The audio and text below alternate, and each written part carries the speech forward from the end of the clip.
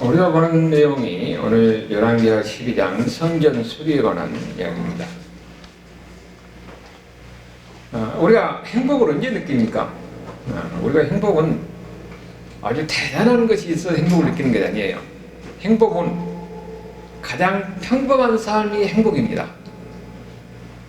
아침에 같이 밥 먹고 또 낮에 일하러 가고 또 저녁에 잠자고 이렇게 다람쥐 쳇바퀴 돌듯이 이렇게 평범한 일상생활이 반복되는 것이 행복이에요.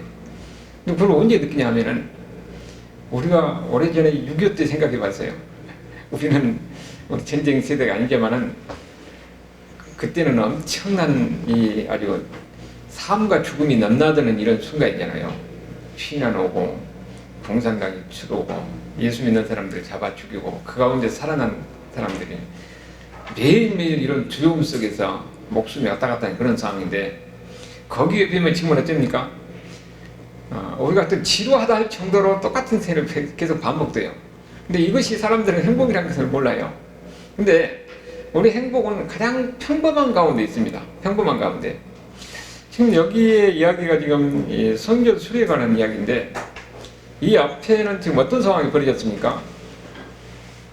그야말로 이 권력에 대한 그 욕망이 자기 자손들, 그야말로 다윗 왕국에 있는 후손들 다 죽이고 자기가 권력을 잡잖아요.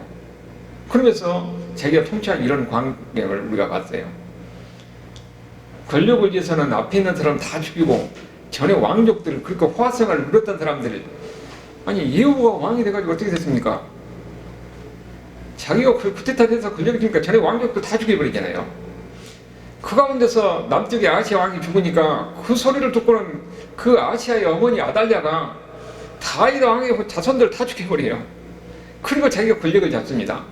그런데 극적으로 거기에 요아스만 살아남아서 나중에 요아스가 이제 유다의 왕이 됐죠. 이 왕이 되어서 40년간 그가 통치했다는 것은 그 이전에는 보면은 왕이 돼가지고 1년 만에 막 권력을 휘두르고 그러면서 수많은 사람이 죽고 하는 가운데서 40년 동안 태평하게 제일 중요한 문제가 성전 수리의 문제였다는 것은 이것은 그야말로 하나님의 은혜가 아니면 있을 수 없는 일이죠. 그런 광경이에요. 여기 보면은 이제 예후 7년에 그랬지요. 예후가 쿠데타를 일으켜서 그때 요아스 왕이 되는데 왜 왕이 되냐면은 요아스의 아버지 아하시야가 북쪽 이스라엘 거기 자기 그러니까 결혼 동맹 가까이 있으니까 그야말로 외삼촌이지요. 처갓집에 가서 거기서 이문하다가 거기서 이후한테 자기 아버지가 죽음을 당해요. 아하시야 왕이. 그러고 이제 왕이 되는데 6년 동안은 자기 할머니 아달랴가 지배하고 있지요. 그리고 여호야다가 쿠데타를 일으켜서 이 아달랴를 죽이고 그 다음에 요아스가 그때 7살 때 왕이 된 겁니다. 거기서 이제 40년 동안을 통치했다. 그렇게 얘기하고 있어요. 그러면서 2절에 보니까 요아스는 제사장 여호야다가 그를 교훈하는 모든 날 동안에는 여호와 보시기에 정직히 행하였으되 그랬어요. 여호야다가 누굽니까? 여호와의 제사장이에요. 남쪽 유다에서 여호와의 제사장이니까 이 사람은 하나님의 말씀으로 완전히 무장이 된 사람이잖아요. 그리고 왕을 자기가 다 보호하고 키우고 근데 아버지 같은 역할도 하고 스승 같은 역할도 다 하는 겁니다. 7살짜리를 지금 왕으로 채워놓고 어떻게 됐어요? 이분이 삽종을 하잖아요. 그러니까 하나님 말씀으로 다 키우고 그 다음에 신명기 말씀을 듣고 항상 옆에 두고 신명기 말씀대로 왕은 하나님의 말씀을 항상 옆에 두고 묵상을 하고 그랬는데 완전히 하나님의 말씀으로 가르치고 교훈하고 그리고 그렇게 통치하도록 하는 거죠. 그러니까 여호야다가 사는 동안에는 하나님의 말씀대로 잘 나라를 다스리고 통치했다는 거죠. 그런데 3절에 보니까 다만 산당은 제거하지 아니하였으므로 백성이 여전히 산당에서 제사하며 분향하였더라. 이것은 그 앞에 다닌 사람들도 다 마찬가지예요. 그렇기 때문에 이것도 크게 문제될 것은 없습니다. 그래서 이제 여기서 제일 큰 당시의 문제는 성전 수리에 관한 그런 문제가 제일 큰 문제였다. 다만 우리가 이제 아까 17절에서 보는 것과 같이 이 요아스 통치 말기에 이 아람의 하사엘이 쳐들어 가지고 그렇게 좀 어려움이 좀 있었지요. 예, 그런 일이 있었고, 그 다음에 나중에 이 요아스는 암살을 당합니다. 그런데 이제 암살을 당하고 그러면은 나라가 지금 굉장히 혼란스러운 상황이었는데, 근데 그 아들 아마샤가 자연스럽게 왕을 이은 거예요. 그러니까 여기도 또 특별한 혼란이 있었던 이제 평온한 가운데서 이어집니다. 여러분 일반적으로 보면요, 한 왕이 죽는다든지 암살을 당하고 또 아니면은 왕조가 바꿔지고 할 때는 엄청난 소용돌이가 일어납니다. 우리나라도 권력을 잡으면은 그 다음에 자기 반대들을 싹 쓸어버리고 자기가 지금 안정을 찾으려고 하는 게 지금 권력의 속성이거든요. 여러분 이조가 고려가 망하고 이조가 올라올 때에 왕씨들 살아나겠어요? 못 살아나겠어요? 왕씨들 다 죽잖아요. 그들 살아나는 방법이 뭐예요? 성씨를 바꾸는 거예요. 어떻게 바꾸냐? 왕자에서 저만 딱 찍으면 옥자가 됩니다. 지금 옥씨들은요, 고려 왕건의 후손들이에요. 자기 살아나려고 성씨를 바꾼 거예요. 거기다가 왕자에다가 틀리자를 딱 씌우면 어떤 문제가 돼요? 전씨가 됩니다. 근데 전씨들도 고려 왕씨들의 후예들이에요. 자기가 성씨를 바꿔서 그렇게 살아나는 거예요. 그런 이 격변 속에서 여기로 보니까는 이제 항상 그런 격변이 있었는데, 자연스럽게 자기 아들이 왕조를 이루고 하는 걸 보면은 대체적으로 안정된 그런 나라라 하는 것을 우리가 알 수가 있는 거예요. 그래서 우리도 항상 어떻게 하냐면은 기도할 때 무엇을 위해서 기도해야 돼요? 문제 없는 삶을 위해서 기도하는 거예요. 그러려면 어떻게 되느냐? 나라가 혼란스럽지 않아야 되잖아요. 나라가 혼란스럽지 않으려면은 위정자들이 정치를 잘해야 돼요. 여러분, 지도자의 잘못된 판단이 나라를 완전히 망하게 합니다. 여기 지금 우리 어디서 봅니까? 우크라이나에서 보잖아요. 전쟁 안 일어날 수도 있는데 그 젤렌스키가 지금 이 코미디가 왕이 돼가지고 정치를 잘 모르는 사람이 왕이 되니까 안 일어난 전쟁이 일어나가지고 지금 저렇게 된 거예요. 지금 우리나라도 지금 상당히 지금 어렵습니다. 지도자가 한번 잘못되면 전쟁은 사소한 것에서 시작되거든요. 그러다가 나중에 찾아버리면 2년에 전쟁 못 끝나요. 한번 시작되면 그 다음에 못 끝난 겁니다. 그래서 우리는 어떻게 됐냐면은 항상 지도자를 위해서 기도해요. 내가 싫지만은 그래도 지금 대통령, 윤석열 대통령에 위해서 기도해야 됩니다. 잘못된 결정 안 하도록. 그래 우리가 평안하지. 만약에 전쟁이 일어나면 어떻게 되겠어요? 우리같이 아무것도 없는 사람들은 그 당시에 먹고 살기도 힘듭니다. 당장 쌀 구하기도 힘들으니까. 그래서 바울이 뭐라고 그랬냐면은 디모데전서 2장 2절에 거기 바울이 하는 이야기예요. 자, 임금들과 높은 지에 있는 모든 사람을 위하여 기도하라는 거예요. 이거 하라 말은 그 앞에 기도와 도구와 감사를 하되 그랬잖아요. 그러니까 이 지도자를 위해서 기도하라는 겁니다. 왜 그러냐면은 우리가 모든 경건과 단진함과 고요함하고 평안한 생활을 하려 함이라. 우리가 평안한 삶을 살려면 어떻게 되냐면 지도자가 정치를 잘해야 돼요. 잘못된 결정을 안 하도록 해야 됩니다. 순간에 잘못된 판단으로 우리 같은 사람은 뭐 잘못된 판단 해봐야 그때 그건데, 최고 권력자가 지도자가 잘못된 판단하고 지금 보니까 지금 우리 상황이 어떠니까 계속 괜히 막 충동질 하잖아요. 북한한테 시비를 걸고 중국한테 시비를 걸고 러시아한테 시비를 걸고 적을 스스로 만들어요. 상당히 위험한 상황이에요. 여러분 우리도 보면은 그렇게 아예 안 이럴 것 같은데 한순간 일어나는 겁니다. 그래서 바울이 하는 이야기가 바로 우리 평온한 삶을 위해서는 지도자를 위해서 기도해야 됩니다. 이 바울이 지금 그 당시에 쓸 때는 어땠냐면은 네로 시대 때 수많은 사람들이 기독교인들이 죽고 핍박을 당하고 박해를 당하고 이럴 때에 누구를 위해서 기도하라고요? 기독교인들을 죽이는 그 황제를 위해서 기도하는 겁니다. 지도자를 위해서 기도하는 거예요. 그럼 우리는 지금 누구를 위해서 기도해야 되겠어요? 지금 대통령을 위해서 기도합니다. 정치 잘하도록 기도해야 돼요. 여기서 보니까 바로 이 지도자가 지금 어떻게 다녔다서 엄청난 그런 상황이 벌어지는데, 여기 지금 요아스는 그래도 안정된 이게 이런 삶이지요. 왜냐면은 그런 세력의 상황이 아니고 성전 수리의 문제를 가지고, 여기서 그 당시에 가장 중요한 문제였다는 것은 그만큼 사이가 평온하다는 거예요. 자, 여기 보니까 성전 수리를 하도록 요아스가 먼저 지시를 해요. 근데 그게 잘 안 됩니다.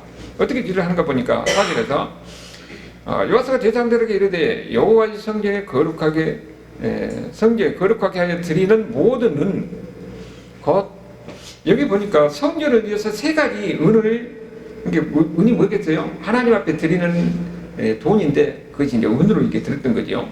그것은 사람이 통용하는 은이나 세 가지를 말하고 있어요. 지금 사람이 통용하는 은이라고 했는데, 이 사람이 통용하는 은은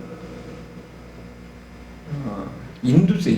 사람의 머리에 따라서 내는, 지금 우리로 이야기하면은 주민세. 이 주민세나 각 사람의 몸값으로 드는 이라고 그랬는데, 이거는 성전에서 내가 이렇게 봉사하겠다고 이렇게, 뭐냐면 그 당시 다 성전에서 봉사를 해야 되니까 봉사를 했다고 했는데 자기 나름 사정이 있다든지 아니면 자기 일 때문에 못할 수가 있어요. 그러면은 대신 돈을 냅니다. 은을 내는 거예요. 그 은이나 자원하여 성전에 드리는 모든 은, 이거는 자원하여 하나님 앞에 드리는 연보예요. 헌금이죠. 이것을 가지고 제사장들이 각각 아는 자들에게 돈을 내는 사람이에요. 은을 내는 사람. 이것을 받아가지고 성전을 수리하라고 했던 거죠. 그런데 이것이 안 된 거예요. 언제까지 안 됐냐? 왕 제 23년이라고 그랬으니까 요아스가 30살이 될 때까지 이게 제대로 안 된 겁니다. 그래서 요아스가 다시 새롭게 이제 기획을 한 거예요. 그러면 우리가 이렇게 보면은, 아니 제사장들한테 이렇게 돈을 받아가지고 성전을 수리하라고 했는데, 그럼 제사장들, 우리가 보면 제사장들 다 착복한 거냐? 우리가 그렇게 생각하기 쉬운데 그게 아니에요. 왜냐면 성전을 일을 하다 보니까 이렇게 제대로 체계적인 시스템이 안 돼가지고 제사장이 이것을 받아서 우선 그 반대로 일을 쓰다 보니까 성전을 수리하는데 사용되기 돈이 없어진 거예요. 그래서 이거는 어떤 시스템의 문제가 생기는 겁니다. 그러니까 이제 이 시스템을 새로 바꿔요. 새로 바꿔가지고 성전을 수리하도록 낸 돈을 따로 관리해서 거기에 직접 주게 만든 겁니다. 그것이 이제 7절에서부터 이야기해요. 요아스 제사장 때 여호야다와 제사장을 불러서 여기서부터 이제 보면은 이제 어떻게 하는가 보니까, 이제 제사장들에게 그 책임을 면해요. 왜냐하면 제사장들이 돈을 받아서 성전을 수리해야 되는데 그렇게 하도록 지금 왕이 명령했대요. 근데 그게 잘 안 되니까 제사장들은 성전 수리를 위해서 나온 돈은 받지 못하게 합니다. 그 대신 성전 수리하는 책임도 면해요. 그렇게 제사장들은 어쩝니까? 자기들이 직접 성전 수리할 일이 없어진 거죠. 그러면 그 돈 받은 이 돈, 아까 주민세, 인두세, 주민세에 비슷한 것이라든지 아니면은 성전을 위해서 일해야 되는데 내가 못하니까 대신 돈이라든지 연보라든지 이런 걸 가지고 성전을 수리하는데 어떻게 하느냐? 자재를 사면은 자재값을 직접 줍니다. 그 다음에 여기 보니까 목수나 건축이나 이런 사람들 하는 사람들, 수리한 사람들 직접 줘요. 직접 줍니다. 그리고 이 12절에도 보면은 석수에게 주고 또 이 제목과 다듬은 돌을 사게 하고 이렇게 해서 직접 줍니다. 그런데 우리가 여기서 보면은 제사장은 성전 일을 하는 사람이에요. 그러면은 그 사람들은 뭡니까? 성전에서 나온 것을 가지고 먹고 살아요. 그래서 성전에서는 5가지 번제, 소제, 속건제, 속제제, 화목제가 있잖아요. 그러면 속건제, 속제제를 위해서 드린 것은 다 드려야 되니까 그것은 못 건드리게 안 돼요. 제사장 몫이에요. 그것이 16절에 나오잖아요. 속건제의 은과 속제제의 은은 여호와의 성전에 드리지 아니하고 제사장이 돌렸더라. 그리고 나머지 일 15절에 보면 은을 받고 일꾼들에게 주는 사람들과 회개하지 아니했으므로 이는 그는 성실 일을 했습니다. 이렇게 시스템을 딱 그렇게 정해놓은 겁니다. 성전 수리를 위해서 따로 책임자를 정해서 그 돈을 받아서 성전을 수리하게 했더라. 여러분 이걸 보면은 아니 성경이 뭐 이거 우리가 그렇게 뭐 중요한가? 어느 우리한테 별로 감이 안 맞지 않잖아요. 그런데 이거 왜 중요하냐? 전체적으로 흐름을 보면은 얼마나 지금까지 보면은 상황이 아주 급박한 상황이었습니까? 근데 요아스 시대 때만 40년 동안 태평성대예요. 그리고 여기 중심적인 문제가 성전을 수리하는 문제, 성전을 수리하는 일에 대해서 제대로 안 되니까 이렇게 새로 시스템을 정비해서 일을 했다는 거예요. 그것은 지혜롭게 나라를 다스렸다는 것을 우리에게 보인 거예요. 그러면서 모든 것이 안정된 이런 삶이었더라 하는 것을 우리에게 보인 겁니다. 그런데 그렇게 계속 됐으면 쓰겠는데 잘 안 되는 일이 벌어진 거예요. 어떤 일이 벌어지냐? 17절에 보니까 아람의 하사엘이 쳐들어온 겁니다. 아람의 하사엘이 쳐들어온 거예요. 아람은 이스라엘보다 훨씬 더 강대한 나라예요.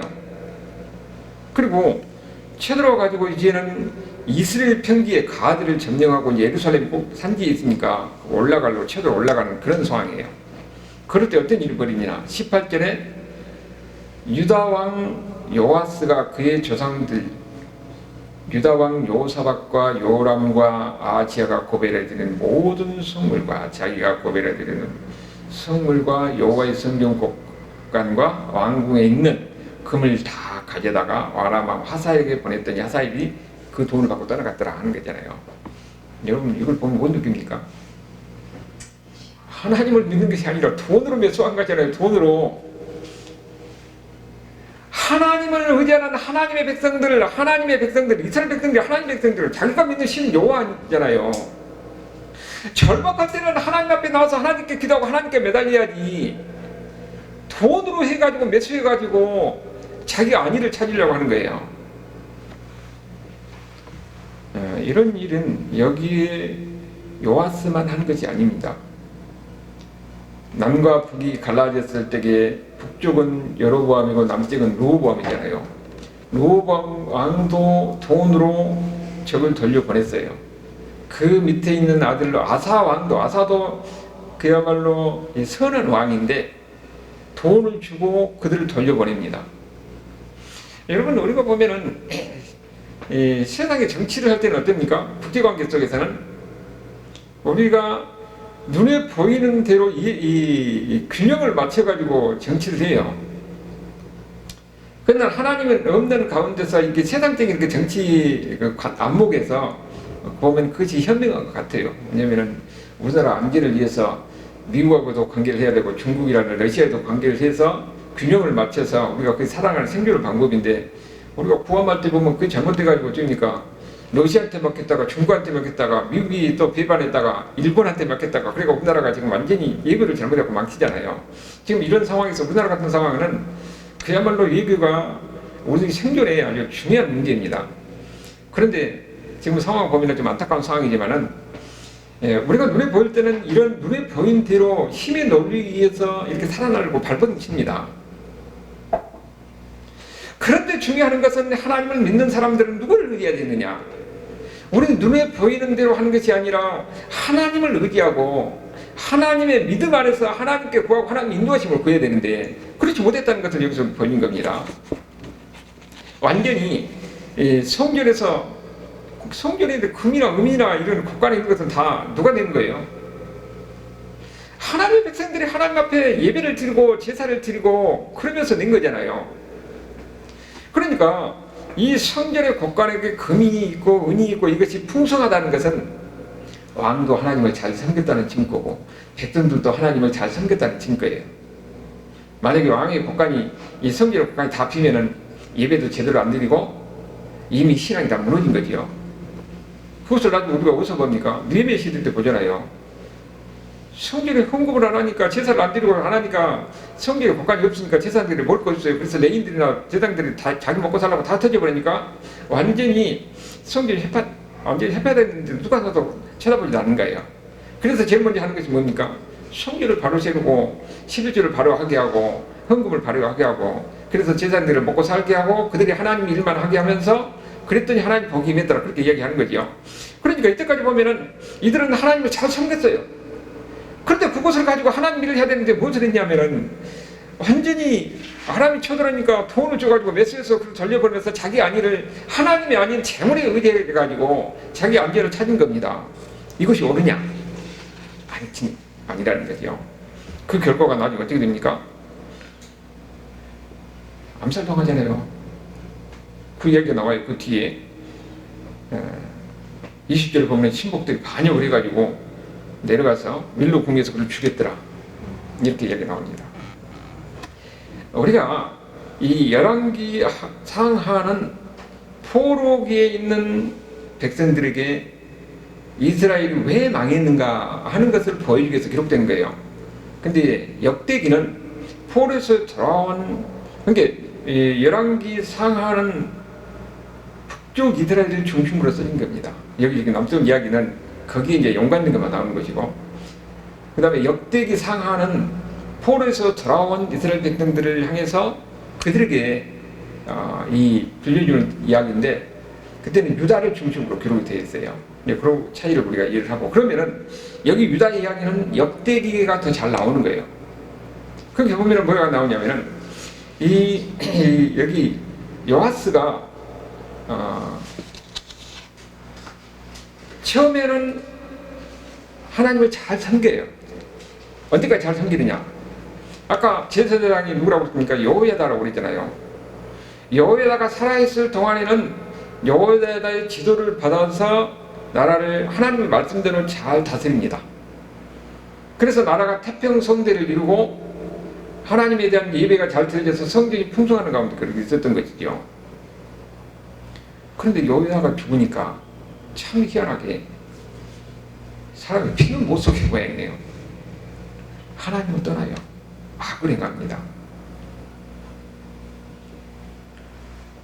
그러니까 여기로 지금 이 피가 누구 피냐면, 이 요아스 왕은 자기 할머니가 아달랴잖아요. 아달랴가 이세벨의 딸아니에요. 그러니까 그 피가 그렇던 모양이에요. 그래서 여호야다 제사장이 있을 때는 하나님 말씀으로 잘 양육받았는데, 여호야다가 죽고 나니까는 자기 그런 본능이나 하여튼 같은 거 모르지만은 이제는 하나님을 떠나서 악을 행하는 겁니다. 그래서 결국은 이런 심판이 있었던 거죠. 하살이 쳐들어오고, 그래서 이 불신앙 속에서 이렇게 돈을 가지고 매수하고, 그러고 그렇게 되니까 어떻습니까? 그 중에서는 하나님을 잘 섬기는 사람이 있었던 거지요. 그랬더니 여기 보니까는 그 신복들이 일어나서 반역을 했는데 오히려 밀로궁에서 그를 죽였다는 이야기가 나오지요. 그래도 40년 동안 안정된 왕이어서 그 아버지가 죽으니까 그 아들이 자연스럽게 아마새가 왕이 되었더라 하는 이야기를 지금 우리에게 보여주고 있어요. 그런데 여기 열왕기 하에서는 이걸 구체적으로 이야기 안 하고 단기 두 방면만 닦아서 이렇게 보여주고 있어요. 하나는 보면은 한편으로는 성전을 수리하는 가운데서 하나님을 잘 섬기는 그런 이야기를 해요. 그리고 다른 한편으로는 보물을 내준 이야기를 여기다가 딱 합니다. 그래서 양쪽의 두 가지를 이 요아스 왕이 양면적인 것을 이렇게 보여주면서 독자가 판단하도록 하는 겁니다. 우리는 항상 보면은 왕이 선한 왕이면은 완벽하니 나라를 잘 이끌고 통치하기를 기대하는데, 사람도 완전한 사람이 없는가 하면은 왕도 다 불완전해요. 불완전한 왕입니다. 인간이니까 불완전할 수밖에 없는 거죠. 원래 하나님께서는 이스라엘 백성들에게 무엇을 약속했냐면, 3일 하에서 다윗의 언약이 있어요. 내가 이 나라를 영원히 계속 하겠다는 거예요. 근데 실질적으로 보면 나라가 영원합니까? 그렇지 않잖아요. 그리고 내 왕위가 영원하도록 하겠다 하는데 그렇지 않습니다. 하나님의 약속은 영원한 것이거든요. 그래서 그들은 뭘 믿냐면은, 하나님이 완전한 왕이 와서 우리를 다스려서 이 하나님의 나라가 영원할 것이다, 그런 기대 속에서 그들은 나라가 나중에 망할 때는 그 하나님의 약속이 이룰 것을 기대하는 겁니다. 결국 그 기대가 어디서 이루어집니까? 예수님을 통해서 이루어지잖아요. 우리는 인간은요, 항상 우리가 그걸 전제를 해야 돼요. 인간은 연약합니다. 그리고 인간은 항상 실패하고 실수할 수밖에 없는 거예요. 그러니까 우리가 그런 이야기 많이 하잖아요. 사람을 의지하지 말라. 사람을 믿지 말라. 누구를 믿어야 돼요? 하나님을 믿어야 되는 거예요. 오직 예수님만 바라보고 예수님만 의지하는 것이, 그것이 우리가 실망하지 않고 절망하지 않고 살아갈 수 있는 이런 비결이라는 것을 이 역사의 교훈을 통해서 우리에게 다시 한번 보여준 겁니다. 그러니까 여러분, 부부간에도 아무리 남편이 잘해주고 아내가 잘해줘도 인간이기 때문에 한계가 있는 것입니다. 그러니까 여러분, 남편을 의지하는 것만큼 실망합니다. 그런데 의지하지 않고 아내를 의지하지 않으면 되죠. 우리는 거기보다는 궁극적으로 하나님을 바라보고 의지해야 돼요. 권사님같이 힘든 사람들은 어떻게 됩니까? 하나님을 바라보고 하나님께 기도하고 하나님의 사랑을 움직여서 어떻게든지 하나님께서 일을 해주시고 하나님께서 또 평안을 주실 줄 믿습니다. 그 소망 가운데 살아가는 저와 여러분의 삶이 될 수 있기를 주님으로 축원합니다. 하나님 감사.